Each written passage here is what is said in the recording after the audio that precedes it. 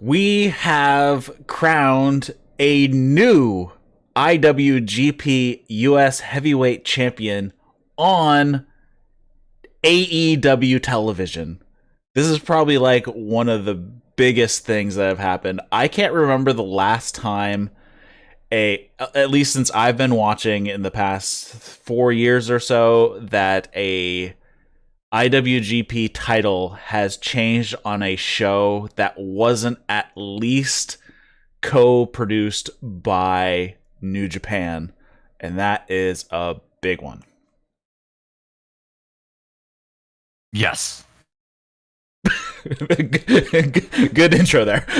So we had a huge live crowd this week. They were in Garland, Texas, and we had a crazy main event with Jon Moxley and Lance Archer fighting over the IWGP US Heavyweight title in a Texas death match. So we had that. We have a bit of a surprise on what the second labor of Jericho is going to be. We'll be talking about that in just a minute.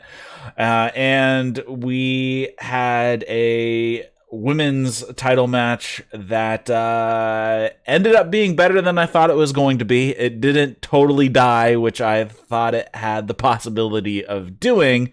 I mean, it wasn't a great match. I put it to the okay to good, but I wouldn't put it any higher than that. What did you think about this show overall? I thought it was a pretty awesome show, and the crowd was insane. Overall, really good show, and also an announcement of another IWGP US title match happening next week at Fight for the Fallen. Yeah, Fight for the Fallen next week is already packed. I'm looking here. They have 5 matches that they announced, plus a segment that we know of. So we'll get to that when we get to the end. Also, before we even started, I was talking, we might as well talk about it now. AEW draws its 3rd best rating of all time, drawing in 1.148 million viewers overall, and in the key demo, a 0.44, which would have, it didn't beat Raw this week, but it would have beaten the last 3 weeks of Raw prior to this week. Yeah, and I think the only reason that it would not have beaten this week's Raw is there was a pay-per-view on Sunday, so you always get that post-pay-per-view bump. Yeah, and I believe it was also their first out of the Thunderdome as well. Oh, yeah. Yeah, that too. So, all right. So, before we get into the show, you are listening to the That's Wrestling podcast. If you're listening to this as a podcast, we do this show live over on Twitch and on YouTube. You can follow the links in the show notes to the channels. And if you have any comments, questions, feedback, you can send those to Eric at thatswrestling.com. You can follow us on Twitter at thatswrestling1 with the number 1. Drop us a review on your favorite podcast app of choice. Also, there is a link to our Discord in the show notes as well. And with me this week, I have Daryl W. Perry. How is it going? It's going pretty good. Pretty good. Things are getting back to normal-ish for me. I started cardio rehab on Monday. So, yeah, I think that things are improving in certain aspects. Yeah, that's good. Have you been keeping up on New Japan at all? I have not. Okay. So I'm a bit behind too. I need to pretty much binge watch everything up through this weekend in the next 3 days. So we'll be talking about that next week, I'm hoping, with Trey. All right. So you haven't either, so that's okay. We'll talk about it a little bit as far as I have a few things to talk about for the final match of the evening. But let's get into this show. So this is AEW Dynamite from July 21st from Garland, Texas. The crowd was almost sellout. I think it was just barely shy. There was something like 600 tickets left on the day of before the walk-ups would have happened. So I don't know what the final was, what was left over, but it was less than 600 left seats left. So pretty ruckus crowd, and they were pretty hot the entire night. And of course, the first thing that the show starts off on is Chris Jericho's music hitting, which it was a massive pop, and Jericho is probably getting some of the loudest pops of his entire career at this point. Yeah, which is really surprising because, like, he's been around for 30-ish years, and he seems to be becoming more and more of a face, which I guess is, in some ways expected at the latter end of someone's career. Mm-hmm. But he's also, like, he's a really good heel. I don't know why they turned him face. I mean, it was the crowd was pretty much pushing him that way. I don't know how much longer they would have been able to hold against the grain. The crowd pretty much had turned Jericho babyface right before the pandemic started, and then through the pandemic they managed to. If the pandemic didn't happen, I bet Jericho would have turned face even sooner, just because the big crowds would have forced it that way. So I don't think they had much of a choice at that point. And obviously MJF is the best heel in the company. Yeah. And it's always good when the heels say things that are true. Mm-hmm. Where, like a lot of times they'll just like make stuff up about their adversaries. But there was one point, and we'll get to it, MJF was on commentary, and he made some really good points. Let me just say that, and we'll get to it when we discuss the match. Yeah, so this was the first match was the first labor of Jericho, this being the agreement that he has made with MJF in order to get to MJF, and the first labor is Shawn Spears, and the stipulation for this match is Shawn Spears, he gets to use chairs, while Chris Jericho does not. So Spears brings a chair right into the ring right off the bat, but Jericho ducks the first swing and punches Spears in the face, and he drops the chair. Jericho grabs the chair at one point, but Aubrey takes it away. Spears gets a few strikes in. Jericho knocks Spears to the outside, so we get Spears sent into the barricade. We get the classic Jericho move of him grabbing the camera and doing his own camera work. Spears grabs a chair from underneath the ring once Jericho gets back in the ring, and Jericho goes for his springboard drop kick to the person on the apron, but Spears throws the chair in his face. Gets some mounted strikes from Spears. Spears smashes Jericho's arm with the chair, with the chair between the ring post. This being the arm that Jericho still has a injury on and has a brace on as well. Jericho starts to make a comeback and sets Spears up on the top rope, and he gives him 9 punches to the head, and then something we almost never see from Jericho, and I don't remember the last time seeing it. I don't think about 80 pounds ago. Yeah, I don't think I've ever seen him do it in AEW. He did a top rope Rana, and but huge 10 chant from the crowd on that I thought was a little interesting. And I realized, that would have been the 10th move after, like the 9 punches and then that.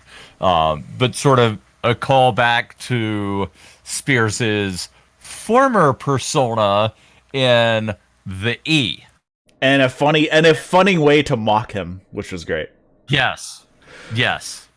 Spears comes back. I looked away because I was typing at this point, and I heard a crash, and I think it was either a powerbomb or a spine buster. I'm not sure which one it was. I don't remember either. I missed it, but it was for a 2 count. And then they go. Spears goes to the outside, grabs another chair, hits Jericho across the back. He sets up Jericho. Jericho's on his knees, looking up at him, and he's about to swing. And Jericho pulls his legs, puts him in the walls of Jericho. Tully jumps up onto the apron, pulling the ref. Spears starts tapping, but of course the ref didn't see it. Sammy runs down to take out Tully.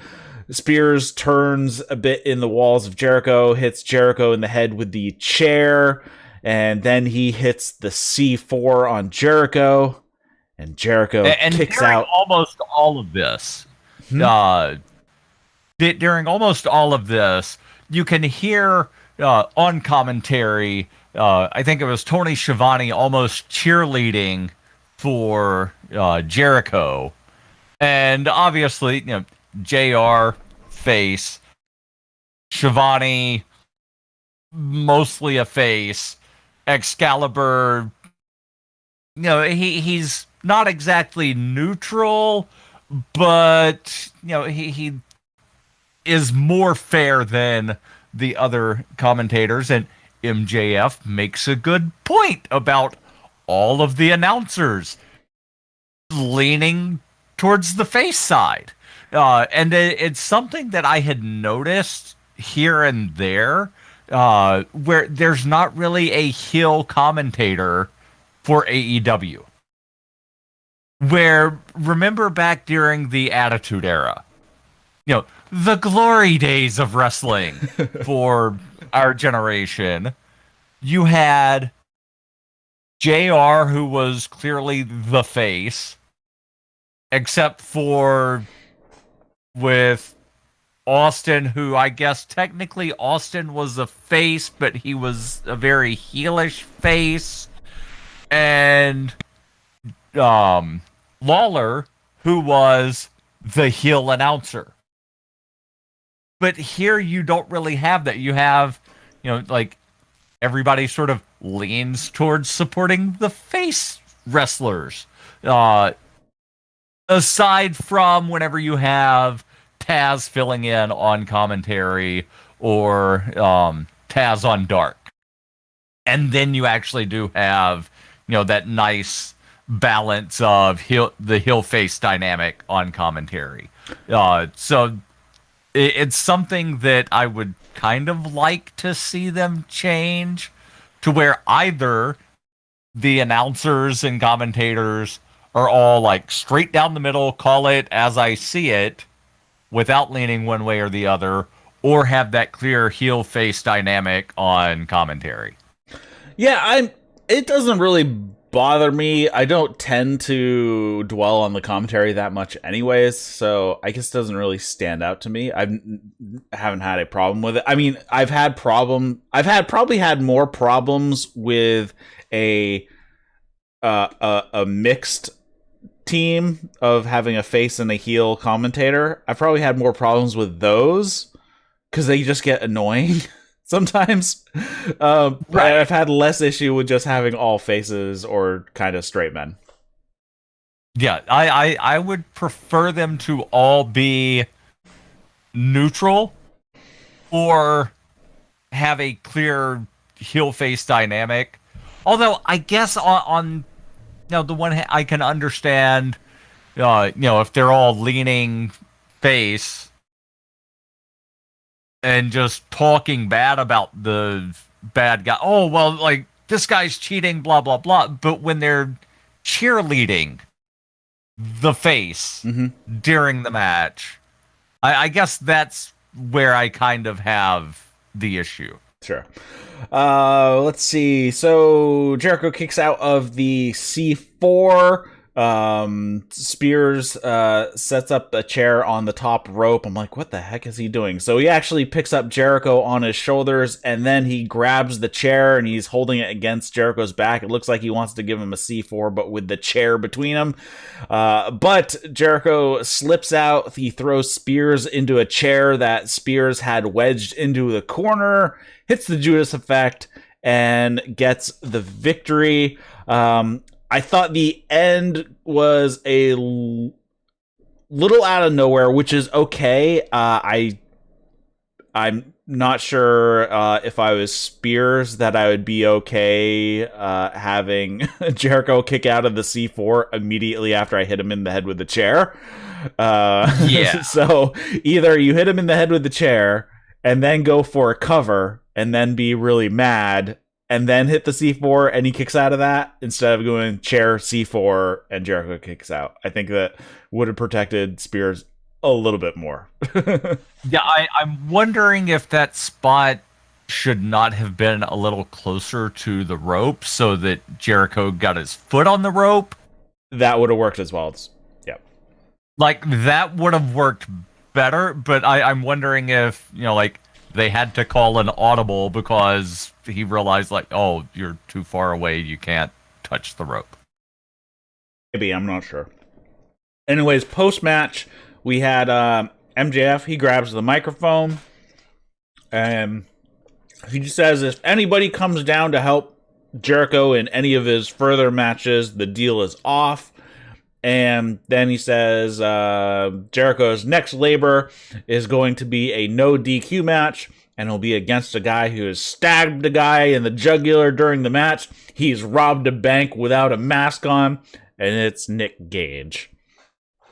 Yeah, and apparently the robbed a bank thing was legit. Yes. I did not know that. But, sometimes they, like, make stuff up about people to sort of, build the character. But this was all legit things that they said here. And then I knew that I had heard the name Nick Gage before. I believe he's the guy that sliced David Arquette's throat. Yes. During, that hardcore death match that David Arquette did, where Arquette, like, right away said, oh, yeah, I regretted doing that. I will never do that again.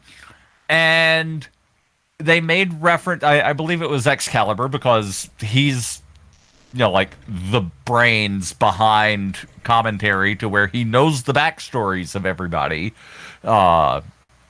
He had mentioned about Nick Gage having been dead for 8 minutes. Medically dead. So I went and I looked up and watched some stuff. Some promos and some matches. And yeah, there was during the Tournament of Death 8 for CZW, during the finals, where they had basically a wall of light tubes around the ring. He gets thrown into the wall of tubes, and through, like, just dumb luck, one of the tubes poked the artery in his right armpit. And, like, it was squirting. Not just like he was bleeding a lot. Like, you could actually see it squirt real quick. He closes the armpit, goes to the back to get some medical attention. He's actually trying to tell them, just tape it up. Let me go back out there. I need to do one more move. And they're telling, no, you can't. Your one move is to put your head down. You need to lay down. And yeah, he was taken to a medical facility, was medically dead for 8 minutes. But while he's there bleeding to death, he's wanting to go back into the match. So I'm legit worried about someone seriously getting injured next week. Yeah, John Moxley was actually in that Tournament of Death as well. He fought was Nick Sammy Gage. Callahan. Yeah, he fought Nick Gage earlier in the night. Yeah, was a three-way with Moxley, Gage, and I forget who the other guy was. Scotty Vortex. Yes. Yeah. Yes. But yeah, seeing a very young Jon Moxley with sort of a high-pitched voice was very interesting. Next up was a quick Miro segment. He says there have been champions before me, but there will be none after, because everyone will talk to the Redeemer, and I will forgive them all. At Jacksonville's homecoming, God's favorite champion will win. This is the word of the Redeemer. Miro is awesome. Yes. Good. And I had looked away to type something during this. Was he holding the new championship with the white strap? Okay. Yeah. Yeah, apparently the redesign is an homage to his native Bulgaria. Yeah, I'm curious now that they've changed the belt so many times if they're just going to have like a bazillion of them and let people choose which one they want to use. I hope so. Because this is like the fourth design that they've had in a year. All right, so moving on, we had Doc Gallows versus Frankie Kazarian, the Elite Hunter, and holy crap, they showed multiple clips from Dark Elevation earlier this week that showed why this match was happening. Yeah, I wish that they would show things not only from Dark Elevation, but also Dark. Yes. Where it seems like, Dark originally was the B show.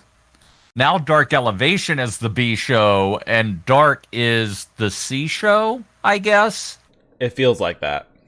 But Dark is also back to a more manageable length. Tuesdays was 47 minutes. Yes. And now we when we have Rampage coming up, I'm curious what happens to Dark and Dark Elevation. Is one of them going away, and we're just gonna have like Dark Elevation on Monday, and that's it? I can't see them having all 4 shows. Yeah, I hope they don't go to what WWE back in the 90s when it was WWF, where they had Raw, SmackDown, Shotgun Saturday Night, Sunday Night Heat, Main Event, and then I think there was another Velocity show where they had like 6 shows in a week. Yeah.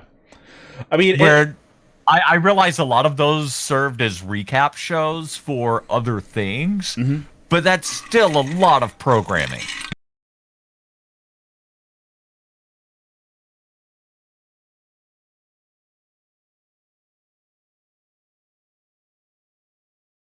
I don't know if I lost you. I don't know if you lost me, if you're muted. My button didn't go. I wouldn't mind if they had like Dark be like a developmental show. I'd be perfectly fine with that. Like it's you can miss it if you want, and then if they're gonna have Rampage as like the 1A show or the 1B show, and Dynamite be the 1A show, and then Dark Elevation is your kind of your extra, and then you can have Dark be some sort of developmental show where it's just you don't have to watch it, and nothing's going to bleed over into the other stories. But yeah, where right now there's stuff that bleeds over, but it's also a way for people to wind up racking up like 15 match win streaks and getting a really good record before coming up onto Dynamite, or I think this week there was there was the Blade had a match against somebody that he destroyed in like 5 seconds. Kylan King and Thunder Rosa had a match that was actually pretty good. But like you kind of need to see those or know what the results are, because it builds into things of, if you're only watching Dynamite and then you look at the rankings, you're like, wait, how did this person get this record? Yep. They've not wrestled. Oh, it was all on, these other shows that, sure, they scroll the results at the bottom, but the announcers never reference it, except for when one of those people is in a match and they're, oh, this person's been on a 15-match win streak. Yeah, I mean, they should do just like a 1-minute recap of the Dark shows coming in or out of a commercial on Dynamite. Yeah. Yeah, let Excalibur do it, since he's the guy that tells you all the backstory of everything. Let him be the one that tells you, oh, Tuesday night we had, these people won matches on Dark. Yeah, or they could just produce a 1-minute video and you don't have to do it live or anything, and you just have it. So you're ready, yeah.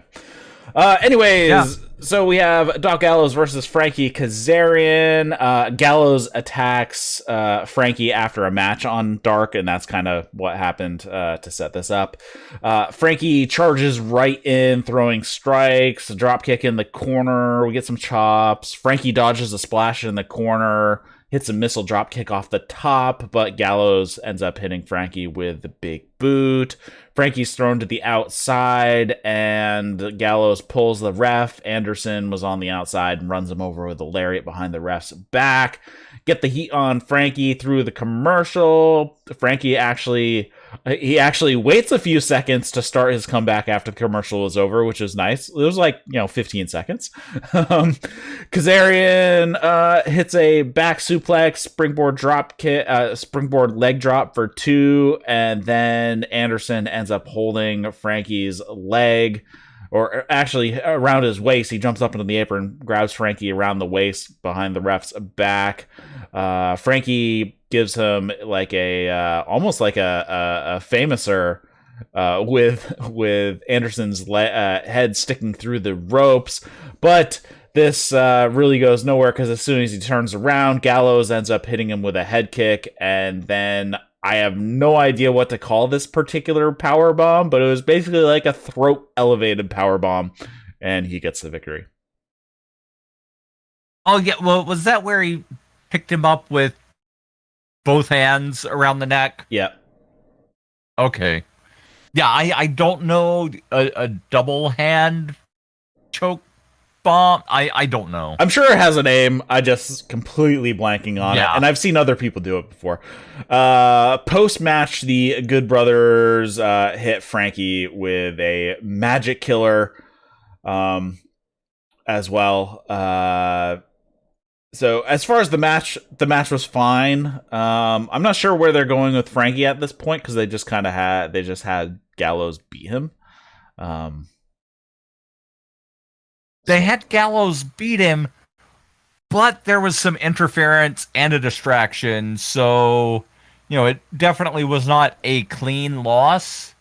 But, yeah, this needs to go somewhere. Yeah, and Frankie hasn't cut a promo on Dynamite since basically the first one after SCU broke up, right? I can't really remember one. Yeah, I don't recall either. Yep.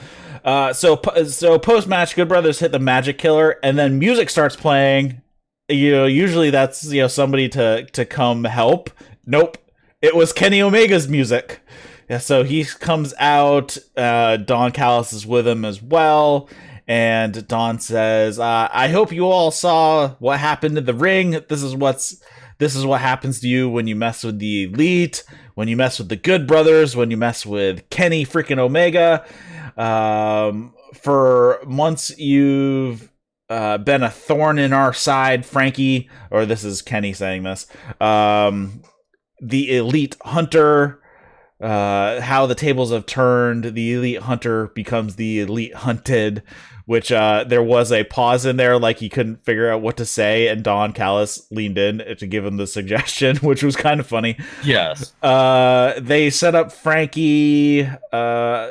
So the Good Brothers hold up Frankie like Kenny Omega's going to give him a V-trigger, And Dawn says, here's a taste of what the Elite are going to do to Hangman Page next week. Page's music hits. He walks down to the ring. He gets into the ring by himself. Dawn mentions, hey, you're outnumbered. It's 4-on-1 here. Are you stupid or just drunk? He hands Dawn his glass of whiskey, and then he attacks. Looks like he mouthed, or he probably said, but he wasn't holding a mic. I believe he said both as he was handing Dawn the drink. Which, yeah, if you can read lips, sometimes that comes in helpful when guys aren't holding a microphone when they talk. So he attacks the Good Brothers. Kenny just bails right out of the ring. Good Brothers start beating him down. Dark Order run out to a massive pop. Reynolds and Silver eventually hit a bunch of combos on Anderson. Hangman wipes him out with the buckshot lariat to finish it off. And Hangman and the Dark Order standing tall in the ring. Kenny Omega had bailed as soon as Hangman attacked the Good Brothers, and he's up on the ramp yelling back towards the ring. And the Good Brothers have to scamper off as well. And somebody, I forget who it was, handed Hangman a beverage that he promptly finished. Silver grabbed, presented him a beverage. I hope that was a plant. Yes. All right. So next week is when we're going to have the Dark Order and Hangman versus the Elite, the 5-on-5 elimination match. I'm assuming Hangman's going to basically be the last man standing in that and is going to pin Omega. I'm assuming that's how it's going to go. It's going to come down to Hangman and Omega at the end. But we will see. I'm sure this is going to be a pretty awesome match, though. Yes. Next, we had Dasha was with Brian Cage. She shows him a video from Taz and Taz from earlier in the day. Taz is saying, we have a new FTW champion. Stark says that his team is putting together a huge celebration for next week. And then Cage asks if they're still in the building. Dasha doesn't know. And he says, well, there's going to be a celebration next week for the FTW champion. That works. I love celebrations. So basically he's saying, I'm going to go ruin that. Yes. And I wonder if that celebration will involve cheeseburgers like the last celebration they had. God, I hope not. For crowning a new champion. Next up, we had Wheeler Yuta versus Darby Allin. So 2 weeks in a row, Wheeler Yuta gets put in a face versus face match.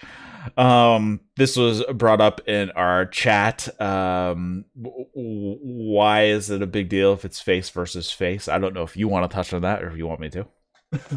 I'll let you touch on that. I'm also curious because I don't recall Wheeler Yuta having very many matches on his AEW record. He seems to be one of the few people that sort of skipped ahead of doing a whole bunch of matches on Dark before coming up to Dynamite. Yeah, but as far as the face versus face thing, the problem with it is you end up splitting the crowd sometimes, or you end up with a dead crowd because they don't know who to cheer. Yeah. And this can be a little bit more analogized to sports in general. Like when you have your favorite team, you're rooting for them. When you're watching two teams that you don't normally root for, you're not nearly as invested in the game. Especially if the outcome of that game doesn't affect your team. So that's kind of what we're ending up seeing here. If you're watching a game involving your, like heated rival, you're pulling for the other team. Exactly. So unless you're, an Alabama fan and you're watching Michigan, Ohio State, and then you want both teams to lose. But that would be more a heel versus heel match. Which you end up with the same problem. Because you're like, oh, I don't want either of these guys to win. Yeah. But anyways, Darby is all taped up from last week's coffin match. They tie up at the beginning, and they show Hikuleo in the front row. They mention Bullet Club. They mention Guerrillas of Destiny. We get back and forth between these two guys. Wheeler gets on the octopus hold on Darby. Darby basically falls into the ropes and bites them to break the hold. We get a suplex from Darby. Orange and Cassidy and Sting are on the outside. I should have mentioned that. Orange Cassidy came down with Wheeler Yuta. This is a story that needs to be a little bit more fleshed out, but I believe Excalibur was talking about that Wheeler Yuta is a protege of Orange Cassidy, and I believe somebody's like, what's he teaching him? Yes. But anyways, Orange Cassidy and Sting have a little stare down on the outside. Orange Cassidy puts his hands in his pockets, and before he can do anything, Sting hits the weak low kick, and they exchange the weak low kicks, and then they both go for the weak low super kick, and the crowd was so into this. Yeah. And it was awesome. I thought it was hilarious and wonderful. But before this happened, I asked again, why is Sting here? And then that happened. I'm like, okay, this is funny. Like, some humor out of Sting, but otherwise there was no reason for Sting to be there. Yes. But he did not get involved in the match, and he didn't say anything. I guess aside from Darby is his protege. Seems that way. Yeah. Darby was looking at this going on the outside like, what the hell? Yuta tries a roll-up. Darby kicks out, and then Darby hits the flip-over stunner, hits the coffin drop, gets the win. So the match was fine. The Orange Cassidy Sting spot was probably the highlight of it. And then, while Orange Cassidy is checking on Wheeler Yuta, the Blade jumps him from behind, hits him with the brass knuckles. They're supposed to have a match later on in the evening, and the Blade runs off, setting that up. Yes. Next, they had a Moxley and Archer hype video for the IWGP US Heavyweight Championship, including footage from New Japan. It was a lot of footage from New Japan. I thought this was fine. I mean, both of them did good jobs on their what little they said. I thought this was pretty good, and I guess with them fighting over the New Japan title, and this story goes back to New Japan. Are they providing enough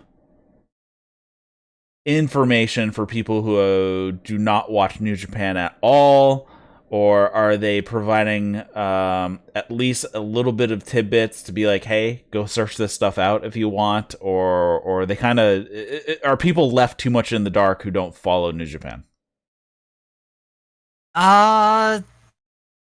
It seemed to be just enough, in my opinion, because they did mention, they had this match in, where was it? The Tokyo Dome. I forget if they said Tokyo Dome, and that's when Moxley won it, and then they had a match,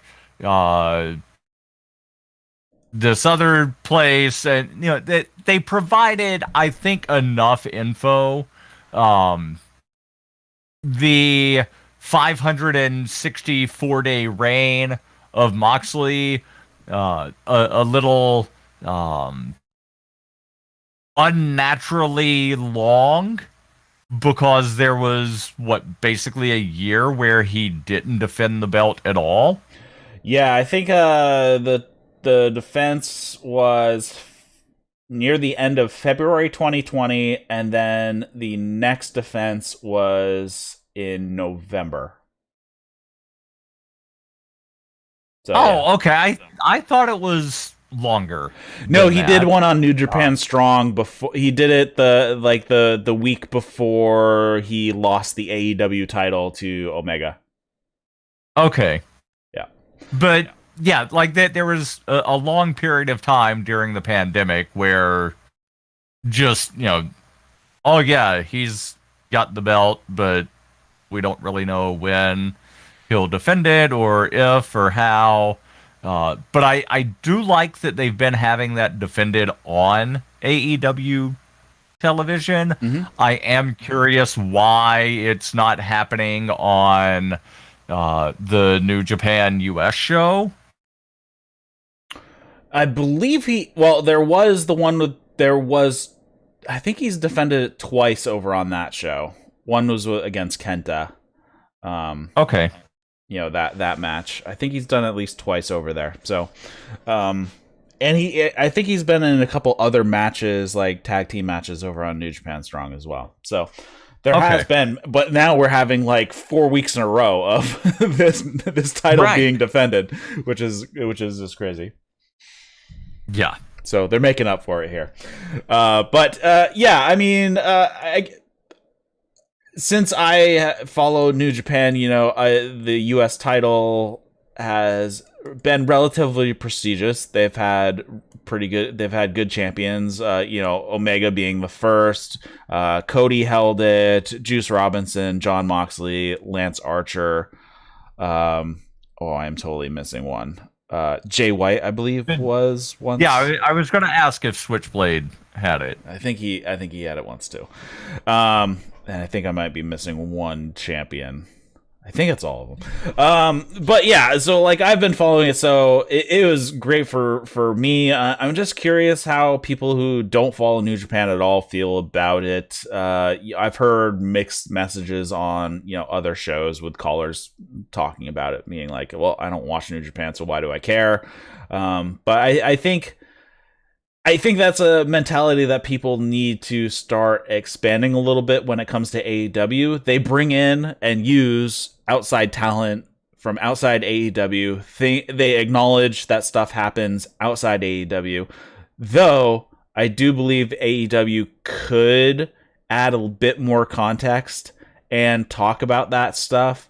Because another thing that came up is, I didn't even know this, but Kenny Omega just defended his Impact title, and I didn't even know that. Yeah. He defended that on Slammiversary, and Jay White came out after the match. Mm-hmm.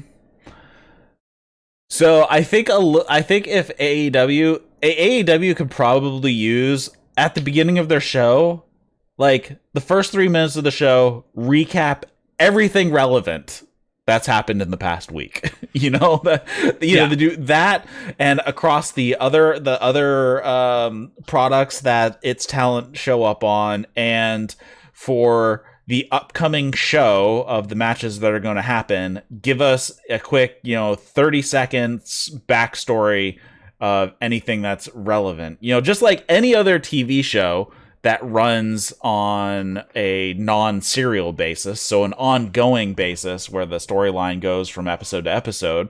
At the beginning of the episode, they'll do a previously on, and everything that they show, it might have happened 3 seasons ago, but it ties into what you're going to see in this upcoming episode. AEW needs to do that. That's one thing that they completely lack on pulling in backstory. All right, anyways, moving on, we have Nyla Rose versus Britt Baker for the AEW World Championship, and this match turned out better than I thought it was going to be. The crowd was a little bit up and down for this. They got hot near the end, but they were a bit quiet kind of towards the middle of this match. We had some early pin attempts from both sides. We get some strikes from Britt. Nyla just presses Britt over her head, drops her to the mat, hits a running senton. Rebel pulls Britt off the rope to avoid the draping knee drop. Yay for that, because I hate that move so much.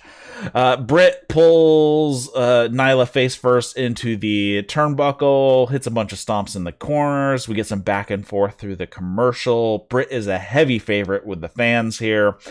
Nyla hits a massive Uranagi and a couple of backbreakers, just like holding Britt in front and just dropping to the knee, standing back up, dropping to the knee, and then bending Britt across Nyla's knee. Backslide from Britt for a 2 count. The crowd got super mad because they thought it was 3. They chant "You fucked up" to the to whoever because they thought it was a 3 count. Did you catch that?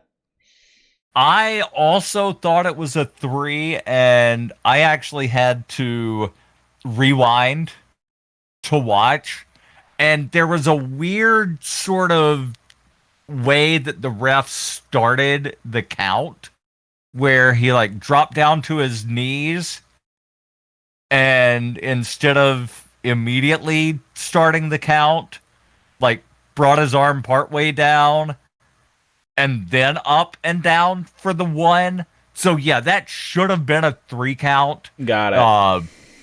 But yeah, it was just a very weirdly started count. Got it. Okay, so that was the problem. Because sometimes, like, you hear when the ref goes down, their knees crashing on the mat sounds like the 1, even though it's not. Right. So sometimes that happens too. And this sounds like he was delayed starting the count, either waiting for both shoulders to get down or something like that. Right. Got it. Right. So the crowd was mad. They start chanting "You fucked up" to whoever really messed it up. If anybody actually did mess it up, or as the crowd just didn't realize what happened. Britt hits a... Yeah, the crowd doesn't have the benefit of being able to rewind the video. Nyla's on her knees. Britt hits a DDT out of there, gets a 2. Britt takes a little bit long getting the glove from Rebel, so when she turns around, Rose looked like she was going for a choke slam, but Britt turns it into a small package attempt for a 2. Nyla hits a Death Valley driver for a 2, hits the draping knee strike for a 2. Britt hits a swinging neck breaker and then a kick for a 2. Nyla hits a choke slam for a 2 count. We get a sloppy crucifix bomb from Britt. I think she just didn't wrap one of her legs around the other arm of Nyla, and she kind of fell on top of her, or Nyla fell on top of Britt a little bit for a 2. A cradle attempt for a 2. Britt hits 2 curb stomps in a row. Nyla kicks out. We get forearms from both of them. Man, Britt got decked with a forearm when she was running in.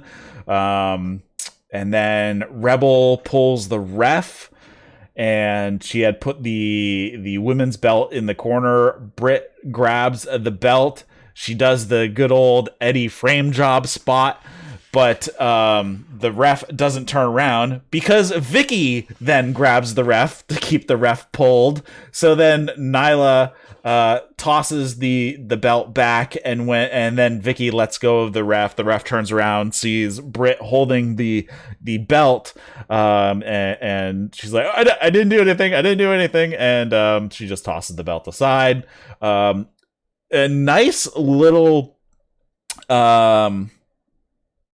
nuance here is Britt did the frame job, but when Nyla threw the belt back, she did not, because obviously she does not want Britt to be disqualified, because then that would mean she doesn't get the title. So I like how she did not take she did not fall down. when she tossed the belt back to Britt. And then we have Nyla. She hits the Beast Bomb. Britt kicks out at 2. And it looks like Nyla is going to go for it again. Britt kind of turns it into a bit of a roll. Gets on the lockjaw. And Nyla taps out. Britt Baker retains the AEW World Championship. And boy, did they cut away from this match too quick. And boy, did they cut away from the celebration way too quick. Yeah, and I forget if you mentioned this was actually the second lockjaw attempt. The first one, Nyla Rose was able to just power her way out of before getting it applied. Yeah, that was when she got the glove. She took too long. And Rose powered out, wanted to go for a choke slam, but Britt turned it into a small package. Yeah, just like clubbing her in the head with the forearm. Mm-hmm. Like, all right, I don't know why more people don't do that, but good on you. Yep. So I thought this match was okay to good. Fall in that. I wouldn't put it any higher than that. What did you think about this match? I thought it was all right. Yeah, I don't think it needed to go as long as it did. Mm-mm. But otherwise, good. I think the reason that it went as long as it did is because they were trying to have a, decent amount of time for the women's match. Where a lot of times, other promotions, it's like, oh, here's the women's match. You have 2 minutes. I think they could have gone the same amount of time. I think if they rearranged the match a little bit and did the Eddie frame job spot earlier, because it kind of broke up. It kind of like slowed down the match in the middle of the climax. Yeah. So I think if they did that spot earlier than going into all the false finishes, so maybe do like one of the false finishes, then do the frame job, and then continue on with the rest of it, I think that would have worked. Because Britt did the 2 curb stomps in a row, and then we get the frame job after that, after Nyla decks her with a forearm. So I was like, okay, this frame job should have happened a little bit earlier. But yeah, it was all right. Next up, we had Tony was hosting a bit of a press conference with FTR and Santana Ortiz. Dax says, we all came from different places, but we all came up from poverty. So I respect you as wrestlers, but not men.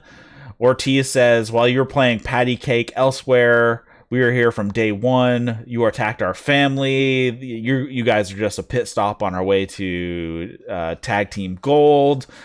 Santana shows some pictures, shows his mom at 15 when he gave birth to him, her first shithole apartment, and then having to take a slumlord to court about the conditions of said apartment. And then Dax says there's only a couple things he loves, and that's God, my family, and wrestling. And the only thing left to do is to show up next week and beat your ass. And then they had a scuffle. We talked about this on the in the chat on the Discord. I love press conferences, but without an audience, this fell so flat because the audio was so sanitized. This is something they could just do, film it before Dynamite, pull a few people out of line when they're coming into the venue, grab 100 people, throw them into the conference room or whatever room this is, and shoot it. And, you don't even need 100 people. Yeah, you don't. You could get a dozen of your production staff. You could get some of the concession stand workers. You could, there's so many options of people that are going to be at the arena the day of. Just get them in there, have some cameras clicking. You've got to, at some point, make it sound like people are shouting questions from the audience, because that always happens during legitimate press conferences. Mm-hmm. One thing that was very obvious to me that I don't know if you or anybody else caught was when Santana, he's, showing the pictures and the newspaper clips, he was standing up. Mm-hmm. And then it very quickly cut over to, I forget if it was Cash or Dax, but, whichever FTR guy it was that was talking. Dax. And then it zooms out, and Santana's sitting down again. So it's like, no, like, if you're all hyped up and standing, you're going to stay standing for those next 10 seconds. Yeah, and another issue... There was a very obvious cut of whatever happened. Yeah, and I'm not sure if anybody else picked it up, but I went to school and did location sound for film, and I could tell that they had to have been also using like overhead microphones because Dax wasn't talking anywhere towards the mic, and it was crystal clear. So I'm like, the sound was just so sanitized that it just didn't work, and then the sound was not relative to the mic positionings, so that were on screen. So I'm like, wait a minute, this is all wrong. So I don't think they said here's highlights from the press conference. I think they said here's the press conference. Mm-hmm. Where if they would have said highlights, then that cut, the very obvious camera cut, would not have bugged me nearly as much. Yeah, I get that. Yeah, so but the atmosphere just didn't work. The content was fine. Put this in with the extras and the room murmur of people being there, and like you said, with the cameras and flashes going off and all that fun stuff, it would have given it so much more atmosphere. I realize that they're trying to do, like different venues instead of just, here's a sit down interview that happened backstage, or here's an interview in the middle of the ring. Like, I appreciate that they're trying to do, different settings for the things, but some of the minor details need to really be worked on. This was actually one thing that I remember this back. It was in the summer of 2001, so in the middle of the invasion. I went to two WWE shows back to back. It was in Providence and then in Boston. Monday and Tuesday night, because they filmed SmackDown on Tuesday.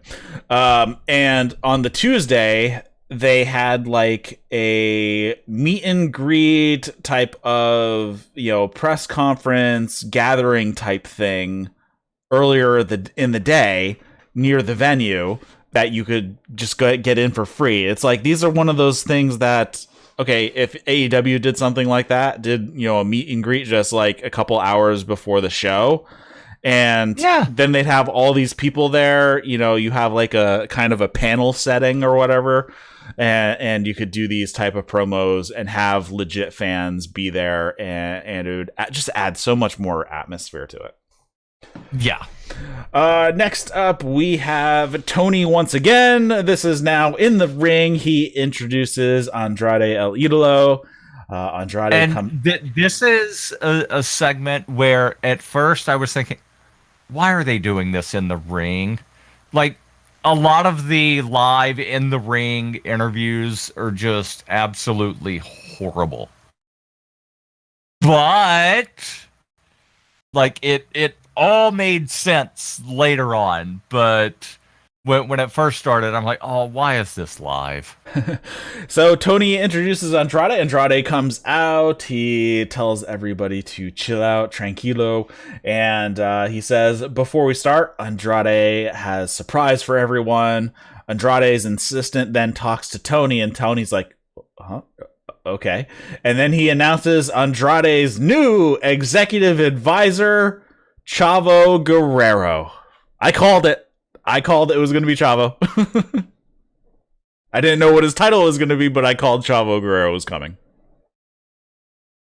I don't recall seeing that you called Chavo. You may have mentioned it in a podcast recently. I'm behind on listening to things, but yeah, I'm glad that it's not Vicky still doing whatever with Andrade, because it really made no sense that she had two different clients that weren't really part of a stable. Mm-hmm.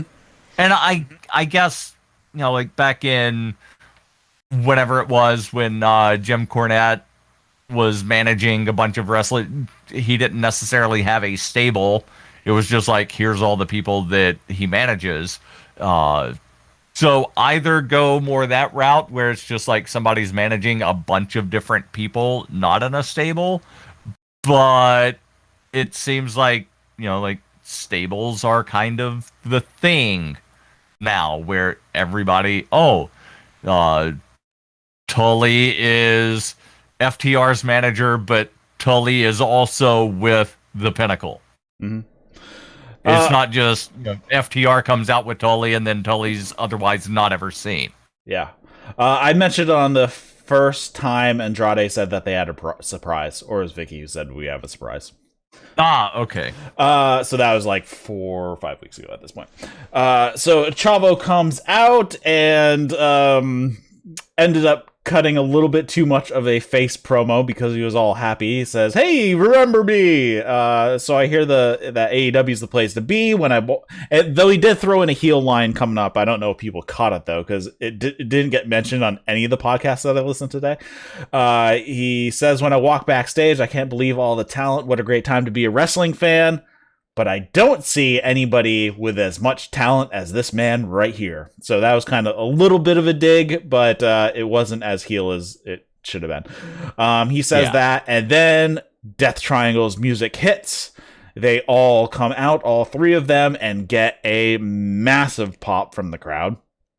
Pac says, "Mr. Andrade, I don't know who you think you are, but last week we heard our name in your mouth.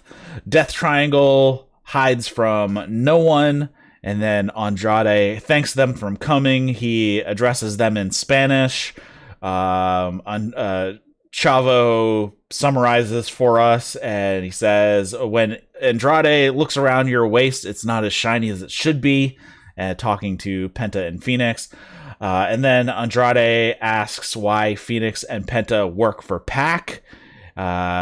Because now you work for Andrade. So he basically tried to co-opt them, or tried to basically a hostile takeover them.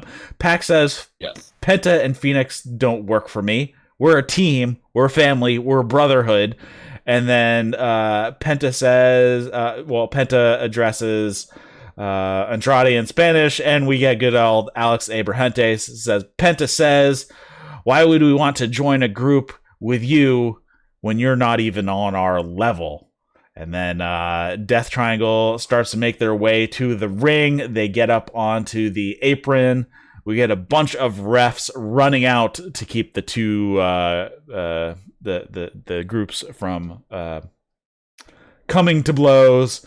We get a good old "let them fight" chant, but that was the end of this segment. I thought this segment was good, and I liked how, Andrade, obviously his English isn't great, so he would just revert back to Spanish. Obviously, same thing with Phoenix and Penta. They would just speak in Spanish, and Alex basically translates for Penta and Phoenix, and Chavo translates for Andrade. I thought this all worked, because even though I didn't understand what they were saying, they were delivering it in such a manner that I could just kind of infer what was going on just by their tone. And then, of course, we had basically their translators for them to kind of cover the gap. And I thought this was perfectly fine and perfectly acceptable in how to do it. I mean, you watch any other combat sport and there's people who don't speak English and they have an interpreter, so perfectly fine. Yeah, and it was also, I guess, determined that Pac doesn't speak Spanish, so he doesn't necessarily understand Penta and Phoenix all the time. And, of course, that was Chavo when he was like, Pac, you only speak one language, so let me tell you what Andrade said. There was a nice... Then, of course, he kind of, like, backed it up of, like, that's not an insult. Where it's like, no, just, like, let it be an insult. Like, there's the old joke. What do you call somebody that speaks 2 languages? I don't know. Bilingual. Oh, no, what do you call somebody that speaks 3 languages? Trilingual. What do you call somebody that only speaks 1 language? Un-American. Well, he's from the UK. He's not American. Right, but it's the same sort of thing of like certain parts of England, I realize he's not. Wait, what part of the UK is he from? I don't know. Yeah, but like certain parts of the UK, they're not necessarily popping over to France for the weekend. Yeah. I mean, that's the way in a lot of other countries as well. They only speak their native language. They don't speak a ton of different languages, but yeah. But well, there's a lot of countries that are officially multilingual. Mm-hmm. There was one nice little nuance that I caught. I don't know if anybody else caught it. Is when Andrade was addressing Death Triangle in Spanish, and when the camera cut back to show Death Triangle, Phoenix was whispering in Pac's ear like he was translating for him. Okay. Yeah, I didn't catch that. So I thought this was fine, and I'm curious where this goes. I'm curious what Chavo's role is going to be. Is he going to do any in-ring work, or is he just going to kind of be the mouthpiece for Andrade here? I like that Andrade has his little assistant. I'm curious if his assistant is actually a wrestler or not. I don't know. Right. I'm also curious. Yeah, so if Chavo and the other guy, that I don't recall them saying his name. He hasn't got one. They may have, but I forgot it. What's that? They haven't given him one. Okay, I wasn't sure if I missed it. But like, are these 2 guys going to get in the ring and wrestle alongside Andrade? If so, all right, nice 3-on-3.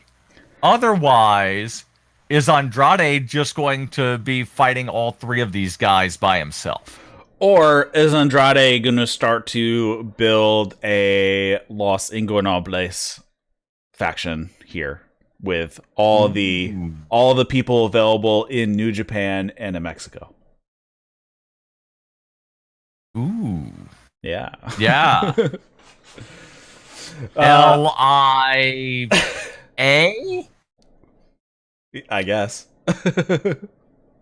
Los Ingobernables de America. Yeah. So we will see. This is going to be very interesting, but I mean, these 3 guys, great opponents for Andrade either way. Even if he doesn't put his a faction together, but I'm kind of thinking he might. So yeah. But I mean, I want singles matches with Andrade and all 3 of those guys. So yes. They then show some footage that will be on Dark. So that's a plus. So this was basically taped earlier in the night, which will be on Dark this coming week, dealing with Christian and Luchasaurus and whatnot. And we have Christian and Jungle Boy and Luchasaurus. Christian says it takes 4 of you to take out Marco. So this was Marco getting beaten up by the Hardy family office. And says next week Jurassic Express and Christian's going to take on Private Party and Helico. So it's going to be Jungle Boy, Luchasaurus, and Christian versus Private Party and Helico with Matt Hardy at ringside. All right. That still seems to be HFO with the numbers advantage because even if you don't count Butcher, Blade, and Bunny, There's still Jack Evans. I don't think he's out with an injury or anything. And Jack Evans is, still like much larger than Marco Stunt, so Marco isn't going to be able to hold off. So yeah, it's not going to be a fair fight. If Marco is even there, because they didn't say anything about Marco being there. So the footage from Dark or whatever is going to be shown on Dark this coming Monday and Tuesday if Marco gets completely destroyed, and that's why he's not there on Wednesday for Dynamite. No, yeah, that would make sense. Okay. Let's see. Next up, we have Alex Marvez with QT Marshall and company, and he says, "Hey, last week you poured a protein shake over Tony's head. Don't you think you owe him an apology?" And QT's like, "You know what? Next week in the ring, he'll get an apology." So something's gonna happen between QT and Tony next week. Yeah. Why are you looking so? Why are you looking so nervous, Alex? We're not going to pour a protein shake on your head. And of course, like right at the end, Aaron Solo just like lifted the protein shake up. Let's see. Next up, we had the Blade versus Orange Cassidy. I did not think that this match was actually going to happen. No. Oh, because because of how they did it from earlier in the night. Yep. And then the music started, and it's like, Bunny's sitting there cackling and laughing. I'm like, they know something. Like, he's not coming out. This match isn't happening. Yeah. So plus, looking at the time, it was like 9:30. Mm-hmm. So Blade comes out first with the bunny. They're in the ring, and Orange Cassidy's music hits, and he does not show up out of the tunnel. So he starts bugging the ref. Well, I guess he's forfeiting, so raise my hand. And Orange Cassidy slips in behind through the crowd, and he's standing behind the Blade. And he, when the Blade turns around, Orange Cassidy attacks. So Orange Cassidy attacks and is beating on Blade for a bit. Blade feigns a knee injury, and everybody knows that he's faking it. And then, except for the ref, the ref pushes Orange Cassidy away. And when the ref is kind of dealing with Orange Cassidy, Blade gets up, runs, hits a running drop kick.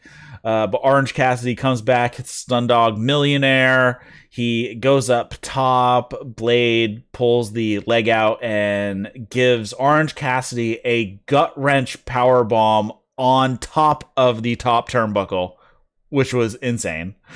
And then Cassidy fell directly onto the floor. Yeah, he missed the apron. Onto the apron, directly onto the floor. Yeah. Orange Cassidy gets thrown into the barricade a few times. He gets run into the ring post. Orange Cassidy, well, this is kind of the formulaic thing. Orange Cassidy starts his comeback as soon as the commercial is over. Top rope cross body, does the around the world DDT for a 2. Bunny up on the apron. Chris Statlander comes down and kind of fights with the Bunny. Orange Cassidy goes for a dive. Blade pulls Statlander in the way, so Orange Cassidy ends up hitting the dive on Statlander. Orange Cassidy then ducks a punch from the Blade and pushes the Blade into the Bunny. So we have friendly fire from both of the guys taking out their female compadres. Blade blocks a second around the world DDT attempt, drops Orange Cassidy on the top rope, hits him with a lariat, hits him with a spinning tombstone for a 2 count. Orange Cassidy fights back, and his back keeps going out when he tries to lift for a beach break, but he manages to gut one out and hits a beach break for a 2 count. Bunny gets the brass knuckles to Blade, but Orange Cassidy ducks the punch, hits an orange punch of his own, and gets the win. Post-match, Orange Cassidy walks over, grabs the brass knuckles, puts him on, and gives Blade an orange punch with the brass knuckles, and then he drops them in his pocket for safekeeping. I thought this match was fine. It didn't go the way I thought it would, but I thought it was a pretty fun match, and Orange Cassidy was just in pissed off mode and didn't screw around at all during this match. Yeah, and I'm curious if the brass knuckles are still going to be in his pocket next week. Mm-hmm. We will see. Like, you know, has it ever been confirmed that he has a different pair of tights, pants, jeggings? I don't know what to call those. Does he wash them, clean out the pockets? Because I don't think I've ever seen him put anything in the pocket other than his hands. Well, he doesn't have a match for next week, so I'm curious. I don't know. And then also, where has Butcher been? Hand injury. Ah, okay. Yeah. So he's rehabbing. I think he broke his thumb or something like that, which is not good when you're a guitar player for a metal band. I did not know he was a guitar player for a metal band. You don't? He's the guitar. I did not know that. Oh, he's the guitarist for the band Every Time I Die. They're huge in the metal scene. Okay. Yeah. Anyways, next up we had Alex Marvez. He is with Chris Jericho. Chris Jericho has his back to the camera. And he says if MJF wants to bring the most demented man to face Chris Jericho, then he will bring the most violent version of Chris Jericho. And he turns around and he says the Painmaker. He has the Painmaker face paint on. He's wearing the spiked jacket, puts on the fedora. So bring him back the Painmaker. I don't think we've seen the Painmaker in AEW, just New Japan, right? I believe that is correct. They run down the card for next week's Fight for the Fallen. So we have the second Labor of Jericho, Nick Gage versus Chris Jericho in a no DQ match, which is probably going to be bonkers. Somebody's going to die. Though it would be hilarious if they had just have a straight wrestling match. Does Nick Gage know a straight wrestling hold? I assume he does. Somebody on a different podcast said they should just do a straight match, and then after Chris Jericho wins, MJF gets all pissed, and Nick Gage beats the crap out of MJF, and that's where they get. That would be hilarious. Like Nick Gage is like, no, I respect Chris Jericho too much to do this type of stuff, and then he just like completely destroys MJF with whatever weapons he chooses to use. Yeah. That would be funny and reminiscent of Mick Foley doing like straight wrestling in ECW back in the 90s. Yep. When it was, you know, like all the weapon, and he's like, no, I'm just gonna do a rest hold. Mm-hmm. So Nick Gage versus Chris Jericho. We're gonna have Santana and Ortiz versus FTR. That should be a banger. We have Christian, Christian, Jungle Boy, and Luchasaurus versus Private Party and Angelico. We have another IWGP title match. The winner of tonight's match is going to face Hikuleo. And then we have the Elite versus Dark Order and Hangman elimination 5-on-5 match. And then they also mentioned the Jacksonville Homecoming on August 4th. It will be Malachi Black versus Cody Rhodes. And one thing that is mildly annoying to me, when was the last TNT title match? Because I know that last week and this week both was Miro doing, you know, recorded promos. Next week there's not a TNT title match. Like, that needs to be... It's basically the TV title. Mm-hmm. It needs to be defended, I would say, at least every other week, if not every week. He faced Brian Pillman on June 30th. So it's been 3 weeks. Yeah. And not happening next week. So I'm assuming there will be a TNT title match on the 4th. That'd be 1 month. So, but yes, I agree. It should be at least every other week. Yeah. I clicked off my notes here to go check my other notes. To check that match. All right, so we had the Lance Archer versus Jon Moxley for the IWGP US Heavyweight title in a Texas death match. The rules are knockout or submission. So basically, it's a last man standing match with the ability to submit your opponent as well, which actually I think is a cool concept. Yeah. Which was basically the same rules as the blood and guts. Submission, surrender. Although they didn't say knockout, but presumably if you knocked out all of your opponents. Yeah. Referee stoppage. A technical surrender. Yeah. TKS. Based on the time that this was starting, I'm like, really? It's only going to be a 13-minute match? They crammed a lot into 13 minutes. On the one hand, like, normally I realize this is New Japan rules, so 60-minute. But, like, most AEW matches are 20-minute time limit. Mm-hmm. So it's like, all right, well, 13, it's over half of what the time limit is, but it's also a death match where a lot of stuff, like, there's going to be weapons.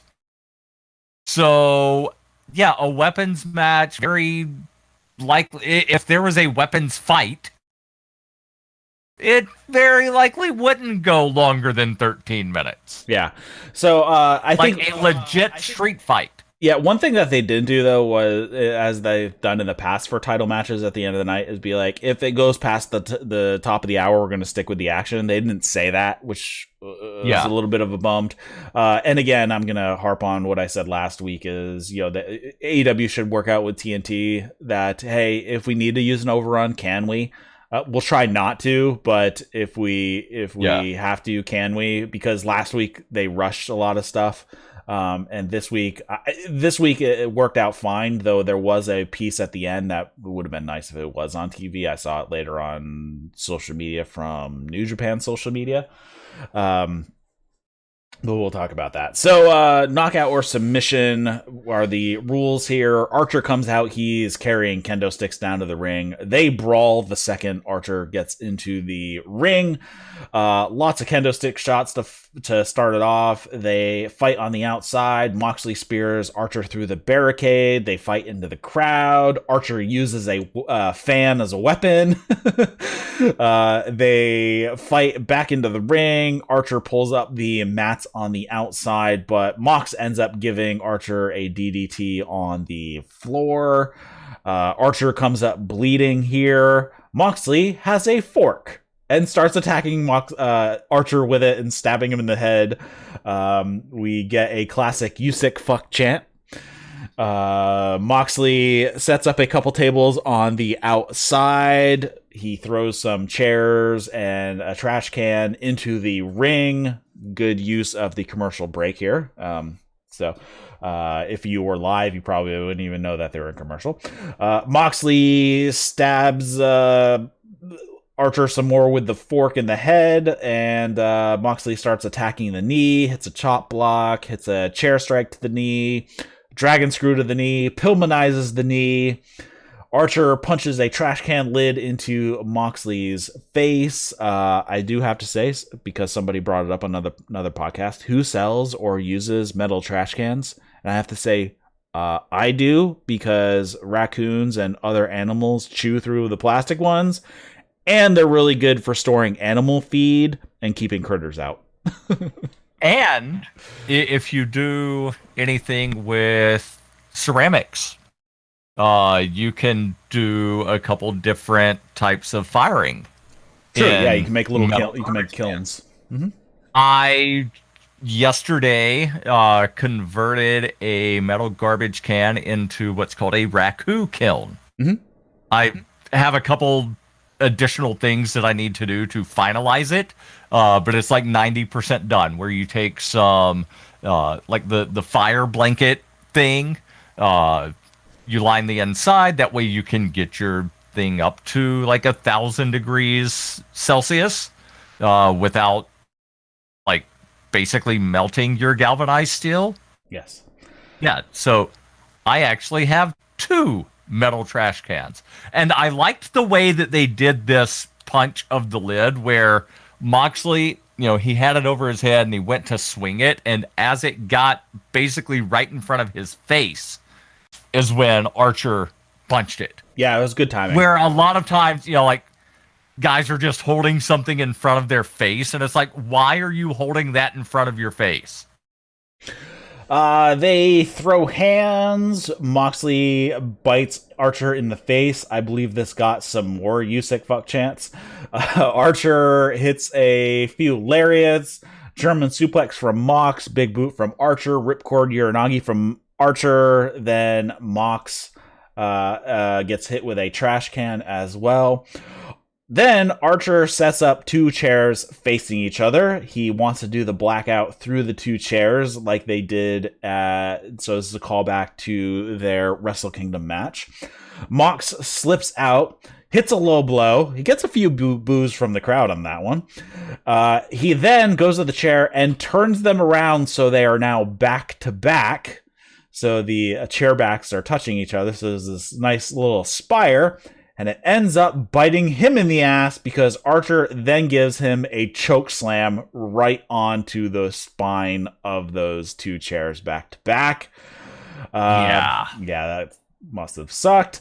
Though I have seen this happened in, although it was a little different, they did this spot in Janela versus Omega in their Lights Out match in Boston, and this was, he got overhead thrown from the top rope onto the spire, and that was Omega taking that bump.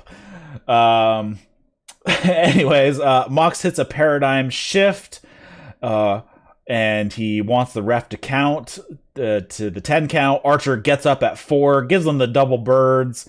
And then Moxley attacks with the fork some more. He's just like fork. He's just like jamming the fork into his head, which is just, it was a hilarious sight to see just how quickly he was kind of like stabbing him.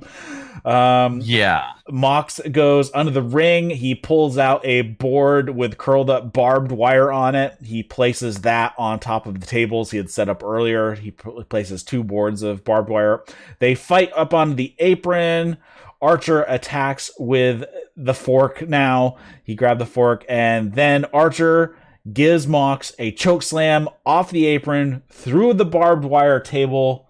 Moxley cannot answer the 10 count, and Lance Archer is the new IWGP US Heavyweight Champion.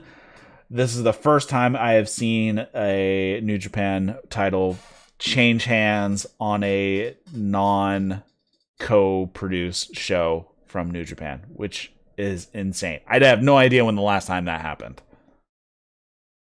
Yeah, nor I, unless it was something back in probably the 80s where, New Japan had deals with the NWA and sent people over. So probably then, if it even happened back then. Right. So insane. I mean, that has to at least show you that New Japan, AEW are on very good terms at this point, especially to have New Japan allow a title change on AEW television.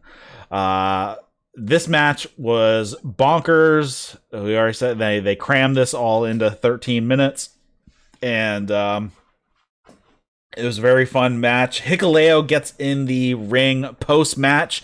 He is taller than Lance Archer. Yeah, he's like 6'12". It's ridiculous. And he is Tama Tonga's little brother. Yes, he is the younger brother. He's the youngest. Yeah. Hikuleo. So Lance Archer is 6'8". Yeah. Hikuleo is billed here at 6'8", but he is taller. He was taller than Lance Archer. So either Lance Archer has shrunk or his build height is exaggerated. I would guess that Lance Archer has shrunk. We know that Hulk Hogan shrunk like 4 inches throughout his career from all of the leg drops where it compressed his spine.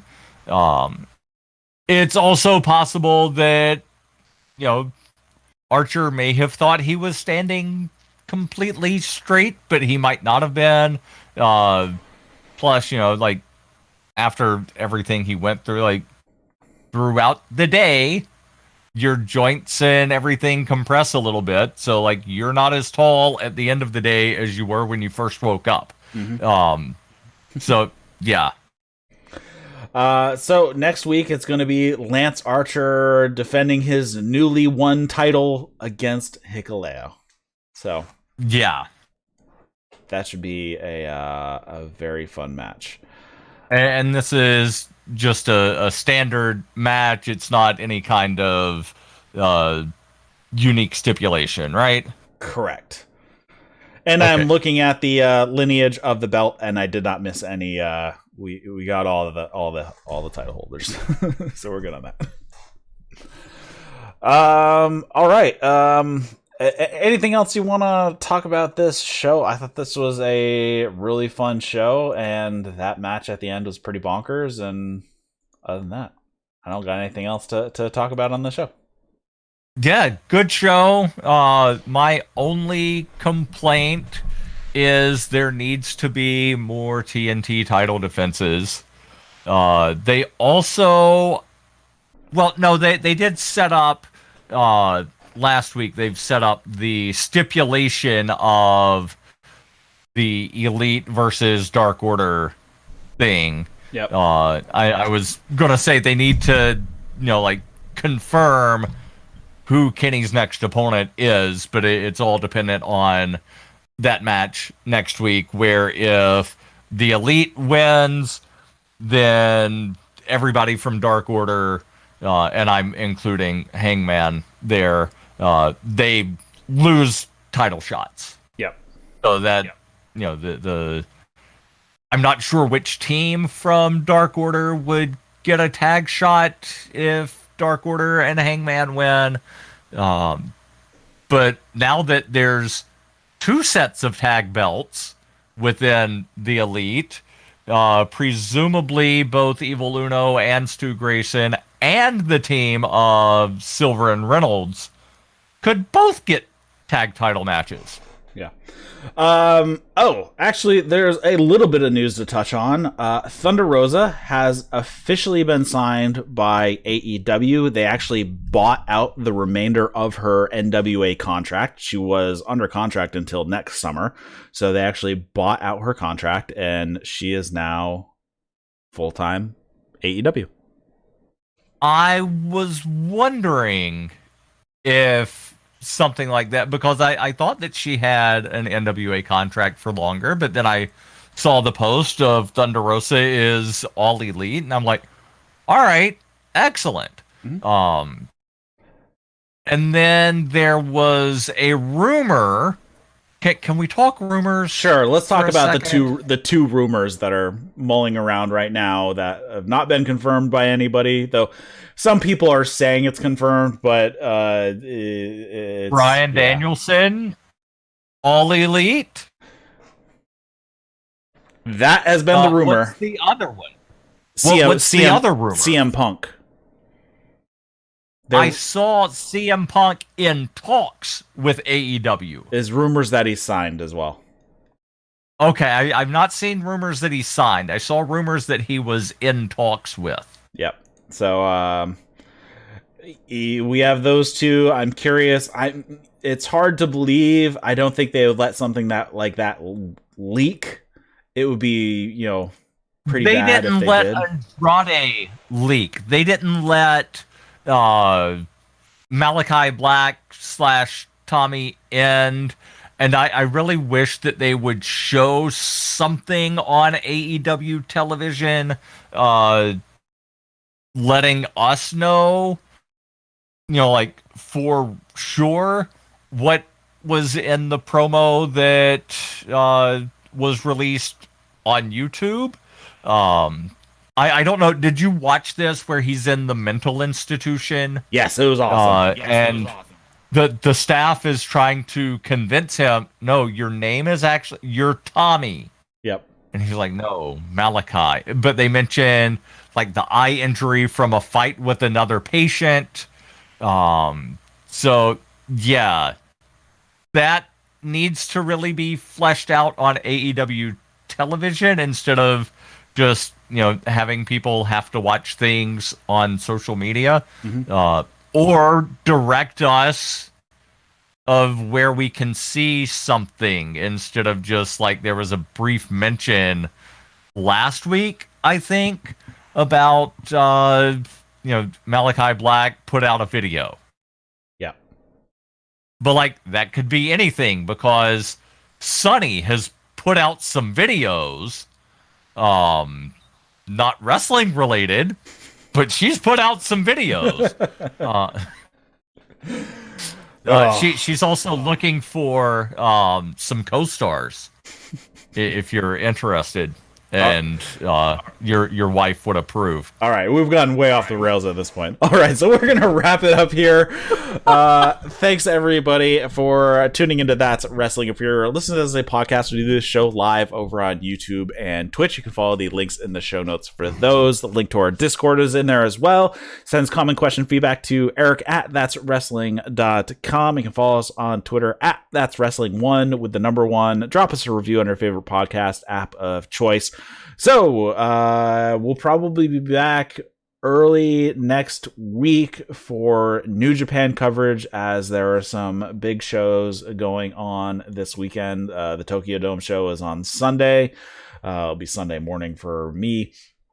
Unfortunately, Kota Ibushi is probably not going to be there because he has aspiration pneumonia. So he's getting pulled. Ew. So that this show is just cursed. It's been moved because of COVID, and now Kota Ibushi is getting pulled because of an injury or because of I'm surprised they're doing a show with the Olympics happening. Yeah. The Olympics start tomorrow. Mm-hmm. But of course, there's no fans allowed at the Olympics. And a lot of athletes have tested positive for COVID because they're not wanting to get the vaccine because they're afraid that they might have to not practice or work out for a couple of days, where the options are you could be hospitalized or die and never Right. I'm just thinking, like the best worst case scenario is you get hospitalized for a couple of weeks. Mm-hmm. The worst case scenario is death. And then you've got people that have just like permanent organ damage. Oh, but I don't want to miss working out for a couple of days, so I'm not getting the vaccine. Yeah. I believe somebody who has already gone to Japan has tested positive at Olympic Village. So that's several people. So that's a big problem. Have tested positive in Olympic Village. Yeah. So, but yeah, as far as I know, they are still going forward with the Tokyo Dome New Japan show on Sunday. So, we will see how all that plays out. So we'll probably have coverage, early next week for that. And then of course we'll be back here again next Thursday for Fight for the Fallen for AEW. So for my co-host, Daryl W. Perry, my name is Eric LaRoche. You've been watching and listening to That's Wrestling. See you later, guys.